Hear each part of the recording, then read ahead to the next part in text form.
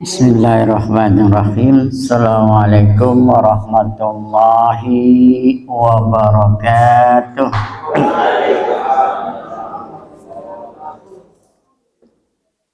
Wa qulil hamdulillahi sayurikum ayatihi fata'rifunaha wa ma rabbuka bighafilin amma ta'malun.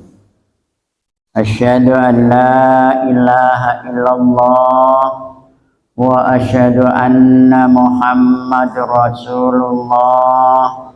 Allahumma sholli wa sallim ala Muhammad wa ala ali Muhammad. Fakalamna fi kitabihil karim wa huwa asdaqul qailin.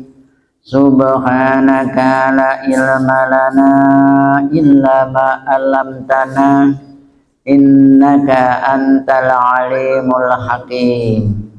A'udzu billahi minasy syaithanir rajim. Bismillahirrahmanirrahim. Ya ayyuhalladzina amanu taqullaha ittaqullaha haqqa tuqatihi wa la tamutunna illa wa antum muslimun.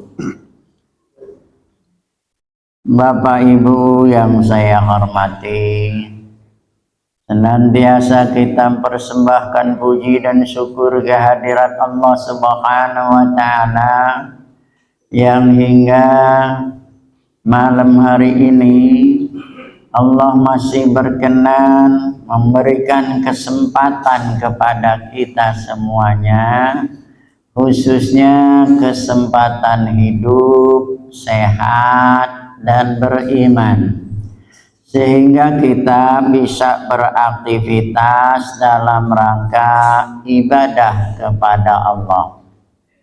Sholawat teriring salam, semoga Allah senantiasa melimpahkan kepada junjungan Nabi kita Muhammad Sallallahu Alaihi Wasallam beserta keluarganya, sahabatnya, dan mudah-mudahan kepada kita semuanya. Amin ya rabbal alamin. Untuk kesempatan malam hari ini, saya akan menyampaikan bahasan masalah risalah kematian. Biar kita ingat mati. Ya. Dan rasanya semua juga mau mati. Ya. Hanya giliran saja.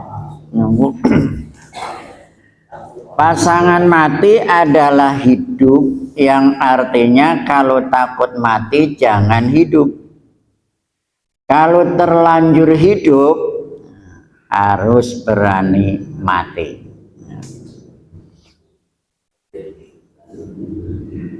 Karena tiada mati tanpa hidup. Allah Subhanahu wa Ta'ala berfirman di dalam surat Al-Anbiya ayat yang ke-35. A'udzu billahi minasyaitonir rajim.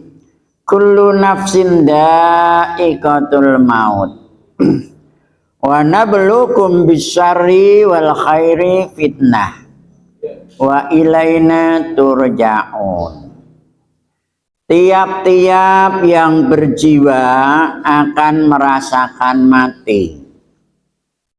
Kami akan menguji kamu dengan keburukan dan kebaikan sebagai cobaan yang sebenar-benarnya, dan hanya kepada Kamilah kamu dikembalikan. Jadi sebelum mati itu tentunya kita akan diuji dengan kebaikan juga keburukan. Nah, ini ujian, Mbak, ya. Jangan disangka kalau kita dapat kebaikan itu bukan ujian. Ujian, Ya. Jabatan, kekayaan itu ujian ya, dari Allah ya. Miskin ujian, sakit, sehat juga ujian ya. Sehat ujian, apakah kita bisa memanfaatkan kesehatan kita dengan mencari ridha Allah.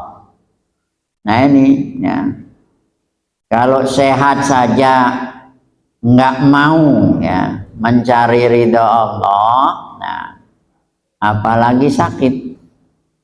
Nah ini ya, jadi hidup kita sebelum mati itu pasti akan diuji oleh Allah dengan kebaikan juga dengan kejelekan. Nah ini yang harus kita yakinin. Mati adalah berpisahnya antara jasad dan ruh. Hakikatnya mati adalah awal dari kehidupan yang baru di alam yang berbeda. Jadi maut bukan berarti kesudahan. Bagi manusia yang mengalami kematian hanyalah jasadnya saja. Ruh atau jiwa tetap hidup dan mempunyai tempat di alam yang lain. Nah, ini mati itu pindah ya. Pindah tempat, pindah kehidupan. Itu mati. Karena perjalanan manusia itu dari alam ruh kemudian ke alam kandungan, selanjutnya alam dunia dan alam kubur, terakhir baru alam akhirat. Ini etapa atau perjalanan hidup manusia. Jadi kalau kita mati itu sebetulnya pindah alam, Pak ya. Kita di alam kubur itu sedang istirahat, tidur ya. Sedang tidur Pak, di alam kubur itu ya. Bukan berarti kita langsung jadi bangkai, itu enggak. Menurut kita bangkai, tapi ruh kita sedang istirahat tidur. Nah di dalam tidur itu ada yang bermimpi baik dan bermimpi jelek. Nah itulah yang namanya siksa atau balasan manusia. Nah ini ya, di dalam surat Yasin dari ayat 51 tuh ya, Allah berfirman, wa nufikha fis-suri fa idzahum minal ajdasi ila rabbihim yansilun. Qalu ya wailana mamba asana mimmarqadina hadza ma wa'adar rahmanu wa sadaqal mursalun. Nah itu tatkala ditiup sangkakala atau terompet oleh malaikat Israfil, maka bangunlah manusia dari kuburnya dan dia berkata, aduh celaka kami, siapa yang membangunkan kami dari tempat tidur kami. Tuh, itu Allah yang bilangnya. Ya, dilihat aja ayatnya benar begitu enggak ya. Jadi tidur di alam kubur itu. Bangunnya kapan? Nah itu ya. Bangunnya nanti yaumil qiyamah. Jadi kalau ada bilang orang hidup kembali gentayangan itu bohong itu. Itu setan. Karena kita bangunnya nanti yaumil qiyamah. Itu kalau kita lihat di surat 23 ayat 15-16 ya. Summa innakum ba'da zalika lamayitun. Summa innakum yaumal qiyamati tub'asun. Kemudian setelah hidup ini kita akan mati. Hari kiamat kita dibangunkan. Tuh, itu Allah yang menyampaikannya. Jadi kalau udah mati tenang, itu bebas utang, nggak mikirin anak, ya, nggak mikirin ngaji, itu ya. Tuh, tidur di sana. Nah, tidurnya itu mimpi jelek, mimpi bagus. Nah, itulah ya yang dikatakan siksa kubur. Ya. Cuman sebagian ulama ada yang menyatakan siksa kubur itu dibangunkan, dihidupkan beneran. Gitu. Ada yang begitu. Ya, dibangunkan kemudian ditanyain, ya, terus nanti kalau nggak bisa jawab digebukin. Ya, itu sebagian ulama. Ya. Bahkan dikatakan nanti kalau yang layak sudah 7 langkah pulang, mulai dibangunin mayatnya, mulai diinterogasi. Ya. Itu menurut hadis yang mereka yakini. Ya kalau saya yakin itu berarti 7 langkah balik lagi aja dikeduk. Ya daripada digebukin malaikat, pulang diajarin dulu gitu. Nah, itu ya. Nah ini terlepas dari itu, yang punya keyakinan begitu ya silahkan saja, gitu aja ya. Nah kita, kalau saya hanya menyampaikan kok Al-Qur'annya begitu ya. Nanti yaumil qiyamah. Kemudian siksa mimpi. Nah, kita pernah mimpi indah ya. Juga mimpi yang menakutkan. Nah, itu bedanya. Karena tidur kan. Mimpi indah mungkin sekarang lagi senang keliling bacakan ke mana kafe-kafe gitu atau undangan-undangan. Nah mimpi jeleknya itu dikejar-kejar macan, dikejar ular, kalajengking gitu. Itu mimpi jeleknya atau siksa kuburnya. Nah walaupun mimpi ya kita rasakan tuh ya.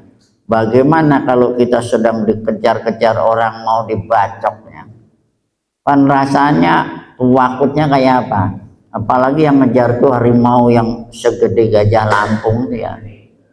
Nah itu ya. Nah, ini kembali pada kita masing-masing masalah tadi siksa kubur.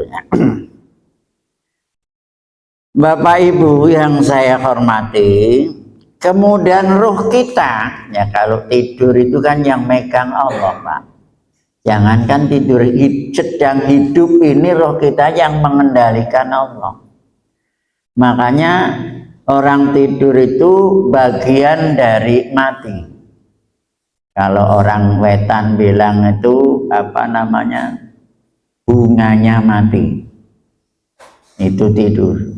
Makanya dicontohkan doanya bismika Allahumma ahya wa amutnya. Dengan menyebut namamu ya Allah, aku hidup dan aku mati. Nah itu, jadi mau mati tidur itu. Kalau Allah enggak melepaskan ruh dikembalikan ke jasad kita, ya kita bablas. Tapi kalau Allah mengembalikan berarti kita hidup lagi. Makanya bangun tidur kita disuruh memuji kepada Allah ya. Suruh terima kasih. Alhamdulillahilladzi ahyana ba'dama amatana wa ilaihin nusur. Nah ini ya rasa syukur kita. Silakan Bapak, biasanya yang terakhir suruh di depan. Saya kalau terlambat kan di depan.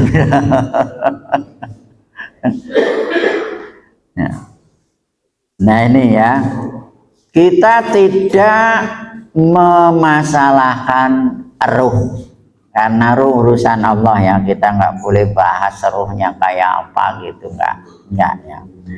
Itu Allah menyatakan di surat Al-Isra ya, surat 17 ayat 85, wa yas'alunaka 'anir ruh qulir ruh min amri rabbi wa ma utitum minal ilmi illa qalil.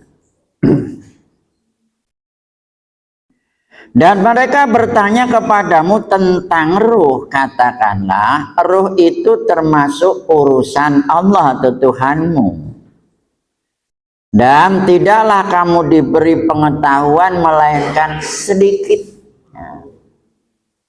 Nah, sedikit itu kalau kita menyaksikan orang sakaratul maut ya, itu yang saya pernah lihat ada dua macamnya. Yang pertama itu mendelik-mendeliknya, gitu matanya gitu, nah melet. Itu sedang transaksi ya, sedang menawar. Nah, karena di dunianya pelit, nggak pernah infak sedekah di situ. Nah, itu ada di surat 63 ayat 10-11 ya. Anfiqu mimma razaqnakum min qabli ayyatiya ahadakumul maut fayaqula rabbi laula akhartani ila ajalin qarib fa asaddaqa wa aku minas sholihin. Surat 63 ayat 10-11. Fayaqula rabbi laula akhartani ila ajalin qarib wa asaddaqu wa aku minas sholihin. Kata Allah, wala yu'akhirallahu nafsan idza jaa ajaluha. Di situ ya. Ini yang tadi matinya hidupnya pelit, ya itu cirinya. Nah. Kemudian ada yang mewaduhan sambil tangannya nangis-nangis, itu sedang digebukin oleh malaikat muka dan punggungnya. Jadi siksa di situ, Pak. Itu yang lewat banyak dosanya. Dan dia lihat, waduh gitu tangannya sambil kadang duduk, tidur, bangun, bahkan ada lari-lari ada. Nah itu sedang digebukin oleh malaikat. Nah, itu kalau nggak salah di surat 8 itu ya. Ayatnya lupa ayat berapa puluhan ayatnya ya. Punggung dan mukanya gebukin malaikat. Hanya kita yang di sebelahnya nggak tahu, Pak. Kalau tahu mungkin kita kabur ya. Ketakutan ya. Nah, itu disiksanya di situ. Nah itu ke sana. Jadi ruh kita hanya tahu sepintas saja ya, sepintas ciri orang yang mau lepas ruhnya, diambilnya dari ujung kaki ke atas, sehingga orang yang meninggal itu kalau nggak ditungguin matanya mengikuti perjalanan ruh sehingga mendelik gitu, Pak ya. Makanya disuruh nungguin supaya nanti ditutupkan matanya. Nah itu lepasnya nyawa dari raga manusia itu luar biasa sakitnya. Hanya kita dapat kebijakan dari Rasul ya. Waktu Rasul mau dicabut nyawanya, wakitnya luar biasa, sehingga waktu itu malaikat Jibril menyaksikan, melengos ya. Di dalam hadis diceritakan malaikat Jibril melengos. Rasul bertanya, Jibril, kenapa kamu sudah nggak sudi lagi melihat aku? Kata malaikat Jibril, siapa yang tega melihat kekasih Allah rasa sakit yang luar biasa gitu. Kemudian Rasul meminta, ya Allah, cukup untuk saya sakit lepasnya nyawa itu, jangan untuk umatku. Nah, itu Rasul ya. Pahami luar biasa kan ya. Jangan untuk umatku, aku saja yang merasakan sakit lepasnya nyawa ini. Nah itu, nah sehingga di antara kita yang dapat rahmat, yang dapat apa namanya syafaat Rasul itu ya matinya tadi enggak ada rasa sakit di situ. Tapi kalau yang tadi saya ceritakan tuh akibat ulahnya sendiri kan, karena pelit, karena banyak dosa.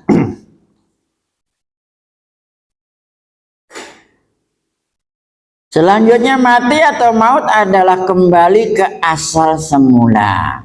Manusia awalnya tidak ada atau mati kemudian diadakan, diciptakan, pada waktunya akan kembali tidak ada atau mati.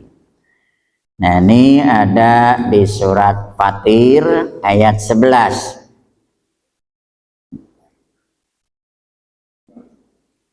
Fatir surat 35. Wallahu khalaqakum min turab summa min nutfatin summa ja'alakum ajwaja wa ma tahmilu min asa wa la tabau ila bi ilmihi wa ma yu'ammiru min mu'ammari wala yungkosu min umurihi ila fi kitabin inna zalika 'alallahi yasir.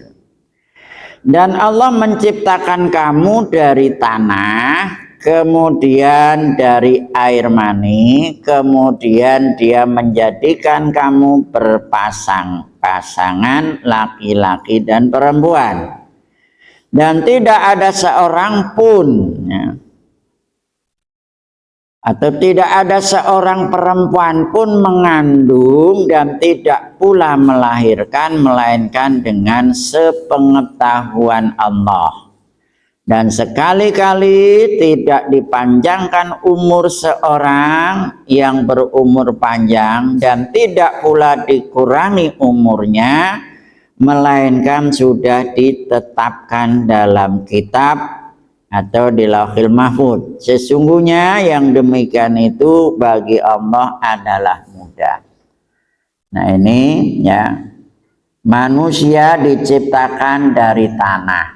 Kalau Nabi Adam tanah liatnya. Kalau kita unsur tanah, ya. Jadi unsur tanahnya gimana?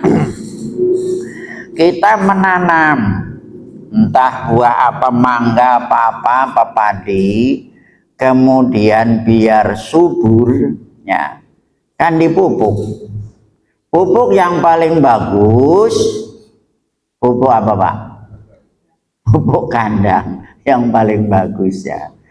Kemudian berbuahlah jadi padi atau buah dimakan oleh kita. Dimakannya oleh kita jadilah bahan yang namanya untuk laki sperma, perempuan ovum. Bertemunya antara sperma dan ovum dengan izin Allah jadilah kita ini. Kalau Allah mengendaki atau izin Allah kan ya, di situ di asal kita ya sari pati tanah.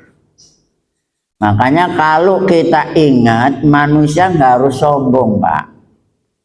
Wong kita ini campuran kambing, ya kan, kencing kambing. Ngapain sombong? Nah, sama yang jadi presiden, yang jadi kuli sama unsurnya, hanya nasibnya yang beda. Nah itu supaya kita pahamnya. Ternyata kita ini dari bahan yang hina, yang menjijikkan kan gitu ya. Itu campurannya siapa yang mau memperhatikan bahan itu kan enggak. Nah itu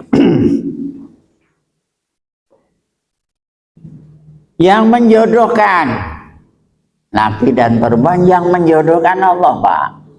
Manusia sebatas usaha ya.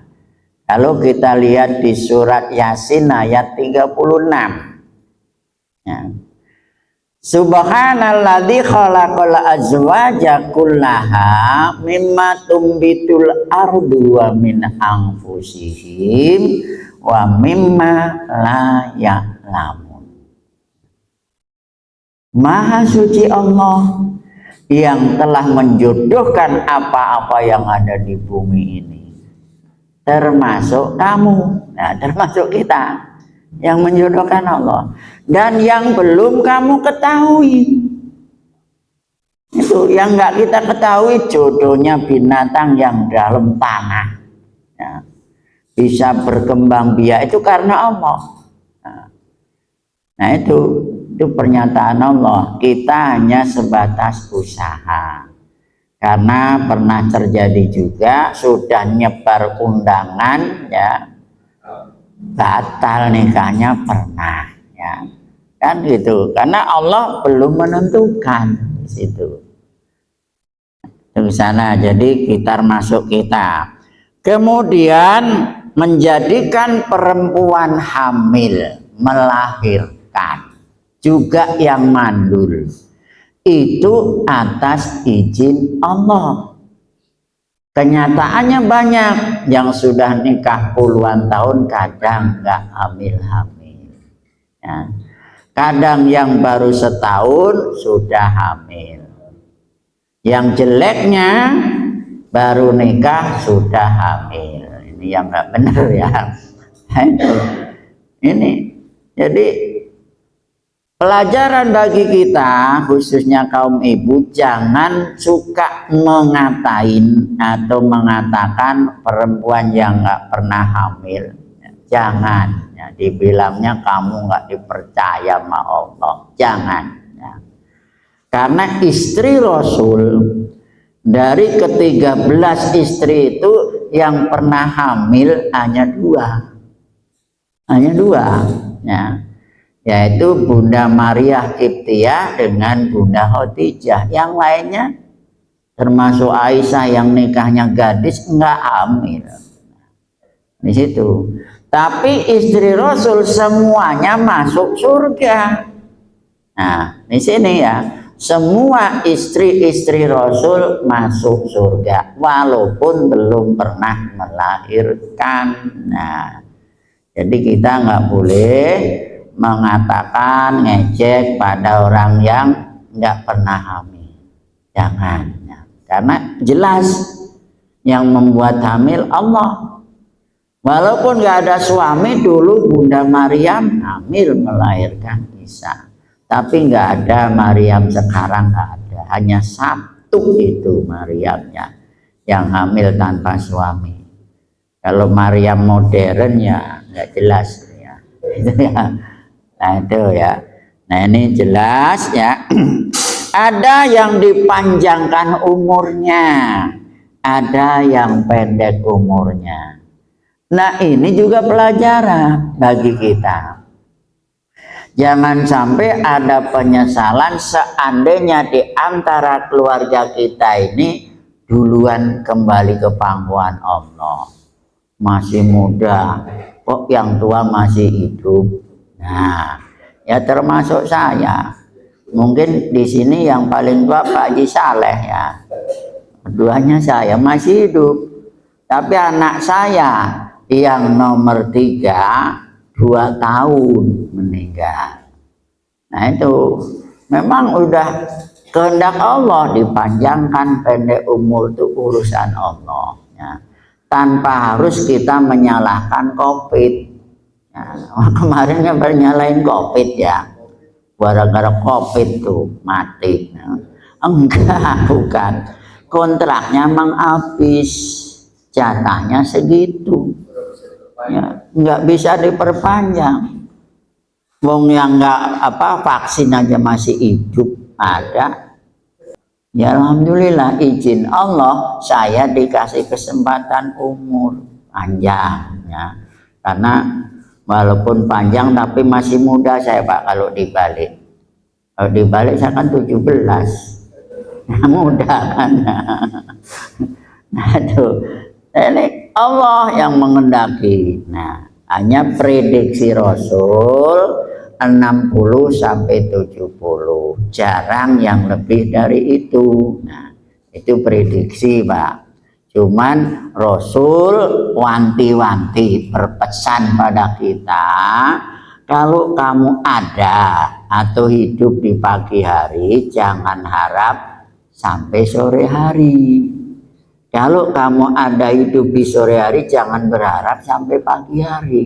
Itu berarti jatah kita ini 12 jam, Pak. Makanya kalau mau berbuat baik, jangan ditunda lah. Cepat laksanakan. Kita nggak tahu umur kita. Itu. Karena yang meninggal belum tentu sakit dulu, belum tentu. Nah ini di BPS 3 rendengan, Pak, selang 2 rumah. Ya, yang pertama meninggal itu ya jam 10 malam masih ngemi, Pak, minumi, ngerokok, nyantai di teras. Jam 12 malam saya ditelepon, Pak, tolong mandikan jenazahnya Pak ini. Mak, kenapa? Meninggal. Ya kan tadi masih ini. Iya, nggak tahu. Masalahnya jenazahnya mau dikuburkan di Cilacap. Jam 12 malam saya mandi. Itu. Nah, selang 2 rumah, Pak. Ya, itu pasiennya 3 yang sakit. Ya. Yang sehatnya 1. Ya. Jadi pasiennya 3, yang sehat 1. Ya. Ya. Kemudian yang ngurusin yang sakit, nah ini ya, yang kadang situ, kadang balik Jakarta, itu sehat, itu yang ngurusin yang tadi sakit. Malah dia yang ngurus meninggal. Itu juga dibilang orang mendadak. Enggak, kata saya, memang udah waktunya. Yang sakitnya mati, Pak. Yang ngurus mati. Nah ini makanya tadi itu, ini ayat Allah ini udah menentukan begitu. Nah kita enggak istilahnya berandai-andai, ya. Enggak boleh berandai-andai, apalagi suudon, kemudian penyesalan, enggak. Tapi itu sudah hak Allah, ya. Kemudian di ayat 28 surat Al-Baqarah, ya, Allah juga bertanya kepada kita, kaifa takfuruna billah wa kuntum amwatan fa ahyakum summa yumitukum summa yuhyikum summa ilaihi turja'un. Nah ini pertanyaan untuk kita yang hidup, ya, yang mau mati.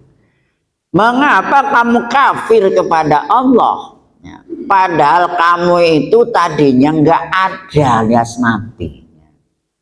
Lalu Allah menghidupkan kamu atau mengadakan kamu. Kemudian nanti Allah akan mematikan kamu dan dihidupkannya kembali. Dan kepadanya lah kamu kembali. Nah ini kalau ingat ke sana, nah ini ya Pak ya, kita berhati-hatilah, jangan kufur, apalagi kafir. Itu kita tadinya nggak ada, diadakan, bersyukur kita diadakan. Kemudian nanti dimatikan, dan mati diadakan lagi, kembali pada Allah.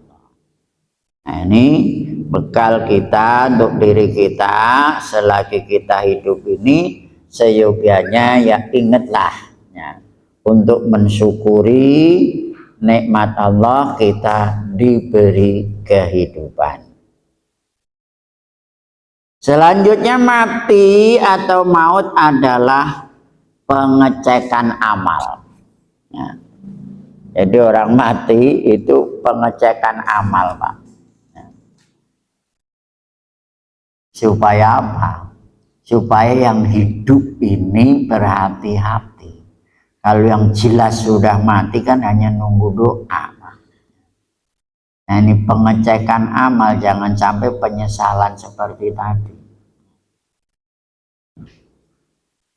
Di dalam surat Al-Baqarah ayat 30, Allah berfirman, wa idza qala rabbuka lil malaikati inni ja'ilun fil ardi khalifah qalu ataj'alu fiha may yufsidu fiha wa yasfiku dima wa nahnu nusabbihu bihamdika wa nuqaddisu lak qala inni a'lamu ma la ta'lam. Ingatlah ketika Tuhanmu berfirman kepada para malaikat, sesungguhnya aku hendak menjadikan seorang khalifah di muka bumi. Mereka berkata, mengapa engkau hendak menjadikan khalifah di bumi? Itu orang yang akan membuat kerusakan padanya dan menumpahkan darah. Padahal kami senantiasa bertasbih dengan memuji engkau dan mensucikan engkau. Kemudian Allah menyatakan, sesungguhnya aku mengetahui apa yang tidak kamu ketahui. Nah ini ya, jadi kehendak Allah yang kita diadakan manusia itu makhluk yang paling sempurna dibanding makhluk-makhluk yang lain. Laqad khalaqnal insana fi ahsani taqwim. Paling malaikat tidak seperti kita mah komplit. Malaikat nggak dikasih nafsu. Di situ malaikat tugasnya monoton, Mbak. Kalau diperintah siap, enggak diem gitu ya. Itu malaikat ya. Cabut dia, cabut gitu. Jangan, tidak pernah malaikat salah nyabut, nggak pernah ya. Sehingga kalau kita paham malaikat nggak pernah salah nyabut, maka talqin di kuburan itu nggak ada, Pak. Coba masa diajarin man ismuka, siapa namamu? Memang malaikat nggak kenal sama kita. Kalau malaikat nggak kenal pasti salah nyabut, ya kan? Disuruh cabut Pak Suher, mana Pak Suher yang mana ya? Yang dicabut Pak Rahman, kan malaikatnya nggak kenal gitu kan? Itu udah hafal malaikat, makanya nggak ada pertanyaan man ismuka, itu nggak ada.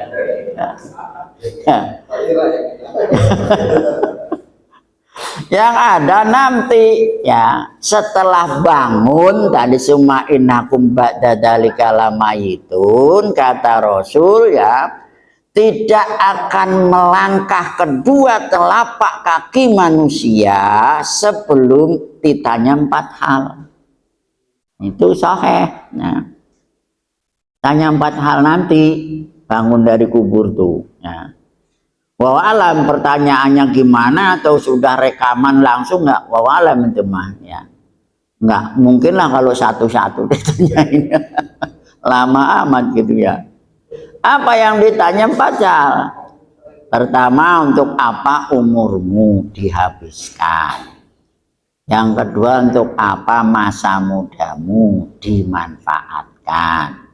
Yang ketiga, dari mana hartamu diperoleh, kemana kamu nafkahkan? Yang terakhir, untuk apa ilmumu ya, dimanfaatkan? Itu nanti ya. Itu yang setelah bangun dari kubur itu. Nggak melangkah, nggak bisa. Nah, sebelum 4 hal tadi yang dimintain pertanggungan jawab. Itu wasi umur panjang nggak mau ibadah. Nah, sudah muda ngaku pinter nggak mau ngaji. Padahal ya kita nggak tahu umur kita kan. Di situ ditanyain, untuk apa masa mudamu dimanfaatkan. Masa muda, Pak. Karena ngaji yang cepat masuk itu kalau masih muda. Kalau tua ini kadang ya sekarang kasih besok lupa Tuh, kalau muda rekamannya masih lumayan. Itu. Makanya muda ini dimintain pertanggungan juga ya. Harta, berhati-hati nyari harta ya. Karena ditanyain haram apa halal. Kalau halal sudah dapat, kemana kamu bagi? Makan sendiri dah. Enggak, harus ada ketentuannya dibagi. Nah, itu ilmu. Nah, untuk apa ilmumu? Nah, ini kebanyakan kan ilmu untuk kesombongan. Ya. Tuh. Nah, ini padahal dimintain pertanggungan jawab. Ya. Supaya ilmu kita manfaat untuk orang lain. Kan gitu. Bukan untuk kesombongan. Ya, bukan. Manfaat untuk orang lain. Nah itu ya, jadi kita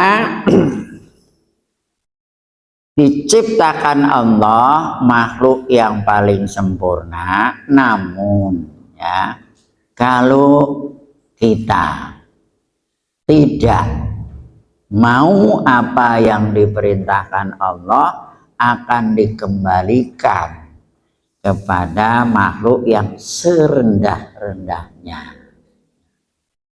Rendah-rendahnya makhluk itu apa, Pak? Kotoran makhluk. Kotorannya makhluk ya. Kalau hewan masih ada harganya, Pak. Iya kan? Kambing kalau waktu korban kan 4 juta. Ya. Tapi kotoran kambing sekarung 10.000. Itu bagi yang butuh. Yang nggak butuh dikasih aja nggak mau. Itu kan itu kotoran. Kotoran kambing itu termasuk makhluk, Pak. Makanya kotoran kambing itu kan kalau yang normal kan kayak kacang kan, kayak kacang asin dia. Siapa yang nyetak itu doang? Nah, kemudian yang lain juga ada yang selalu mencret aja, nggak pernah ini ya. Bebek, Pak. Ya, iya mentok, saya melihara mentok dia. Itu nggak pernah, biar nggak masuk angin tetap aja nah, itu.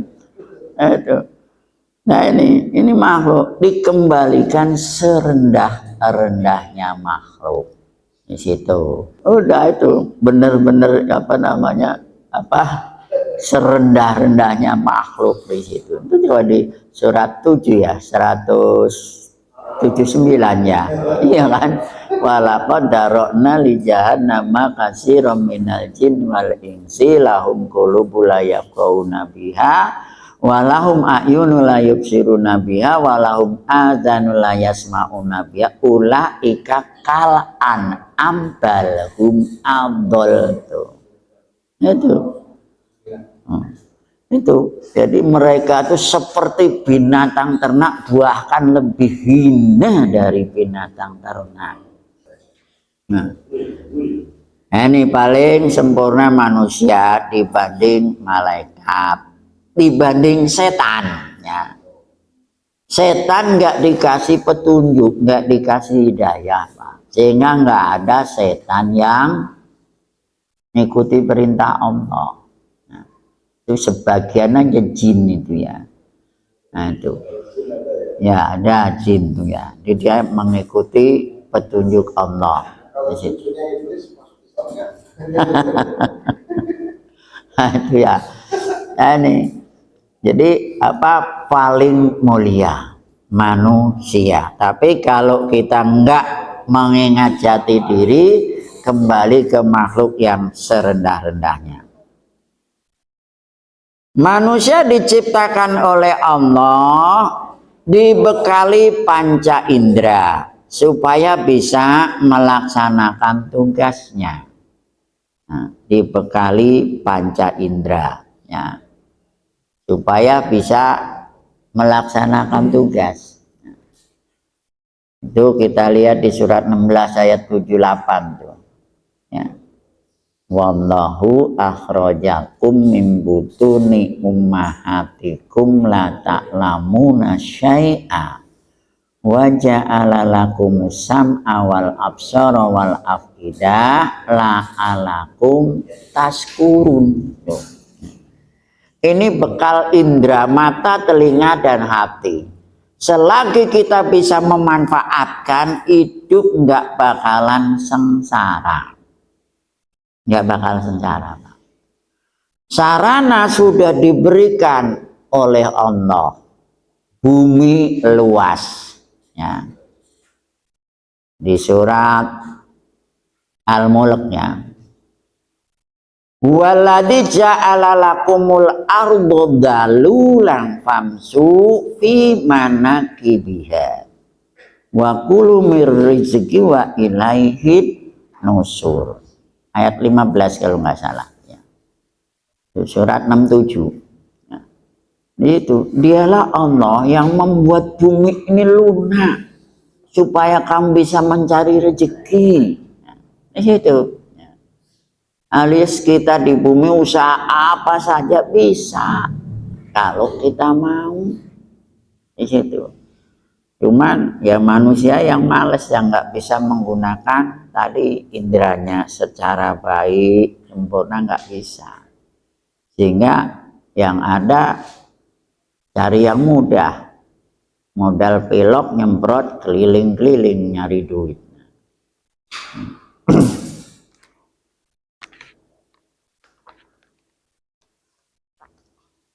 Ini jadi modal kita sendiri 3 ya, supaya bisa mensyukuri itu kita usaha ya. Bumi luas ya, untuk kita bisa usaha di situ. Kemudian tugas manusia untuk memakmurkan bumi. Tugas manusia untuk memakmurkan bumi karena sudah dikasih modal tadi. Di dalam surat Al-Jasiyah ayat 13. Wa sakhara lakum ma fis samawati wa ma fil ardi jami'an minhu. Inna fi dzalika laayatil liqaumi yatafakkarun. Dan dia telah menundukkan untukmu apa yang di langit dan apa yang di bumi semuanya sebagai rahmat daripadanya. Sesungguhnya pada yang demikian itu benar-benar terdapat tanda-tanda kekuasaan Allah bagi kaum yang berpikir. Nah ini semua yang ditundukkan untuk kita, Pak. Harimau aja ditunduk sama manusia kan, bisa diatur di sirkus tuh, wajah yang segede itu juga nurut. Nah, Allah yang menundukkan, Pak ya. Yang menundukkan Allah. Apa saja, mau ular mau apa, Allah yang menundukkan. Nah itu untuk nyari nafkah, modal harimau, modal gajah, itu nyari nafkah. Nah, di situ. Ini nah, jadi nggak ada manusia yang sengsara kalau bisa memanfaatkan sarana prasarana yang diberikan oleh Allah. Kemudian kita lihat di surat 11 Hud ayat 61. Ayat 61.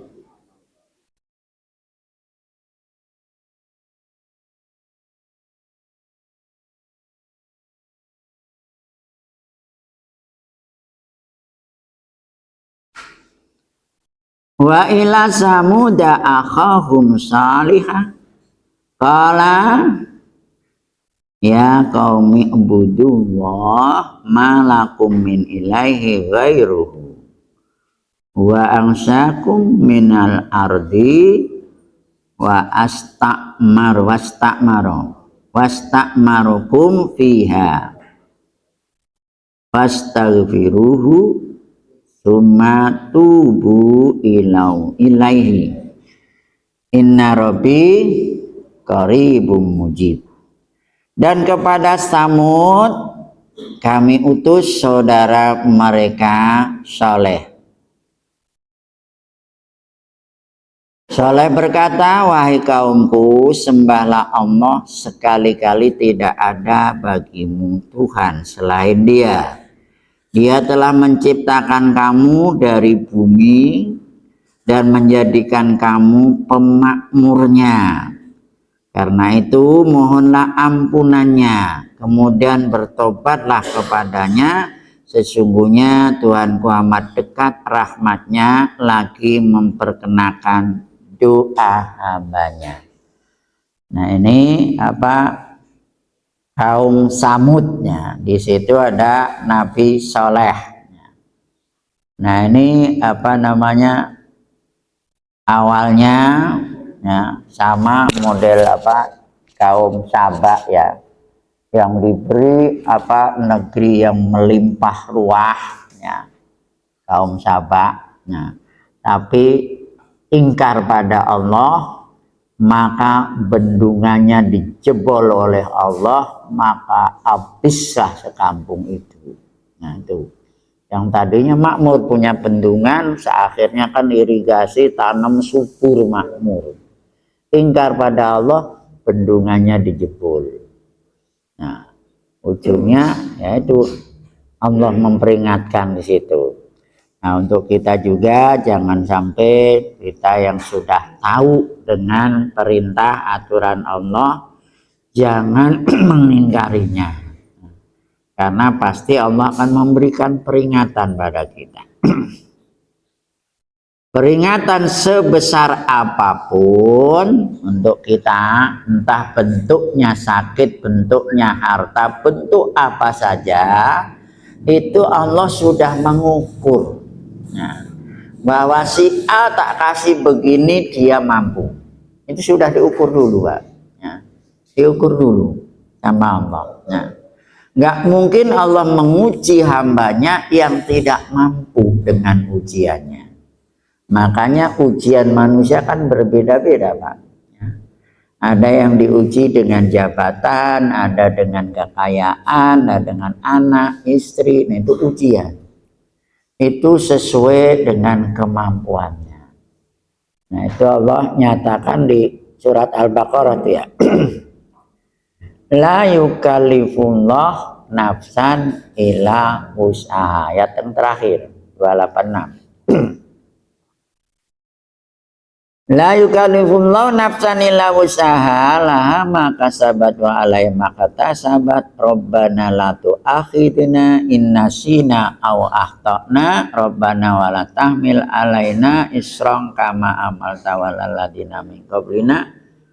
Rabbana wa la tuhammilna ma la taqata lana bi wa'fu anna waghfir lana warhamna anta maulana fangsirna lal qaumil kafirin.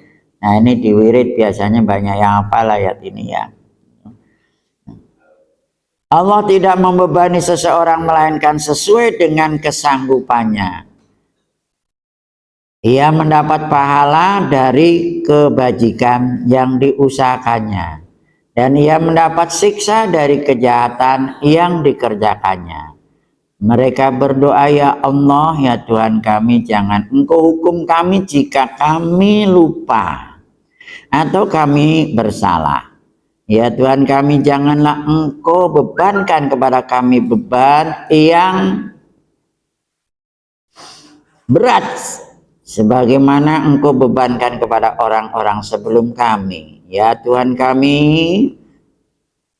jangan Kau pikulkan kepada kami apa yang tak sanggup kami memikulnya. Beri maaflah kami, ampunilah kami, rahmatilah kami, Engkaulah penolong kami, maka tolonglah kami terhadap kaum-kaum kafir.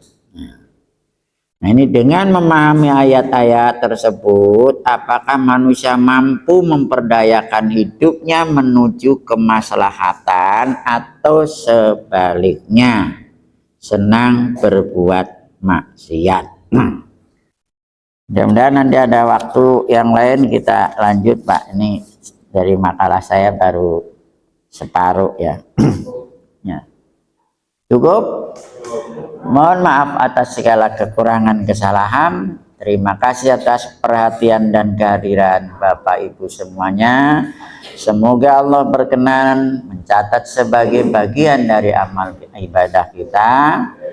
Kemudian memberikan ilmu yang bermanfaat, rezeki yang halal, amal ibadah yang diterima. Nasrun minallah wa fathun qarib wa basyiril mu'minin billahi taufiq wal hidayah. Assalamualaikum warahmatullahi wabarakatuh.